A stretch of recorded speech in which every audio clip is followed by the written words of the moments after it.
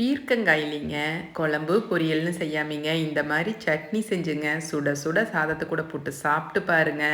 அப்புறம் தொடர்ந்து நீங்கள் இந்த சட்னியை கண்டிப்பாக செய்வீங்க. பீர்க்கங்காயில் வந்து தோலை சும்மா லேசாக எடுத்துக்கலாங்க. ரொம்ப அழுந்த பிடிக்க வேண்டாங்க. இந்த மாதிரி எடுத்திங்கன்னா போதும். இவ்வளோ தோல் தான் மொத்தமாகவே எடுத்துருக்குறேனுங்க.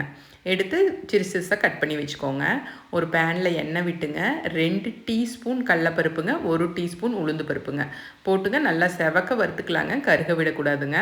அதுக்கப்புறம்ங்க வரமிளகாய்ங்க, கருவேப்பிலை இதையும் போட்டுங்க. அது ரெண்டும் நல்லா வணங்கின பின்னாடிங்க நம்ம கட் பண்ணி வச்சுருக்கிற பீர்க்கங்காயை சேர்த்திக்கலாங்க.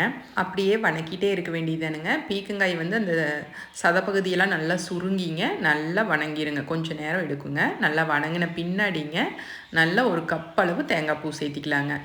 இப்போ வந்து நான் ஆக்சுவலாக ஃப்ளேம் ஆஃப் பண்ணியாச்சுங்க. தேங்காய் பூங்க, புளிங்க, தேவையான அளவு உப்புங்க 3ம் போட்டு நல்லா பெரட்டி விட்டுருங்க. கடைசியாக வந்து கொஞ்சமாக சீரகம் மேலால் தூவி விட்டுருங்க. நல்லா ஆறின பின்னாடிங்க மிக்ஸி ஜாரில் அடிச்சிட்டிங்க அப்படின்னா சூப்பரான சட்னி ரெடிங்க. இதுக்கு தாளிப்புக்குங்க எப்பவும் போல் கடுகு போட்டுங்க, ஒரு வரமிளகா கருவேப்பிலை போட்டு தாளித்து விட்டுருங்க. அப்புறம் என்னங்க, சூடாக சாதம் போட்டுங்க, அது மேலே நாம் செஞ்ச சட்னியும் போட்டு நெய் ஊற்றி பிசைஞ்சு சாப்பிட்டு பாருங்கள். உண்மையிலுமே டேஸ்ட்டு ரொம்பவே நல்லா இருக்குங்க. இது வந்து சாப்பாட்டுக்கு மட்டும் இல்லைங்க, இட்லி, தோசை எல்லாத்துக்குமே நல்லா இருக்குங்க. கண்டிப்பாக ட்ரை பண்ணி பார்த்துட்டு எப்படி இருந்ததுன்னு சொல்லுங்கள்.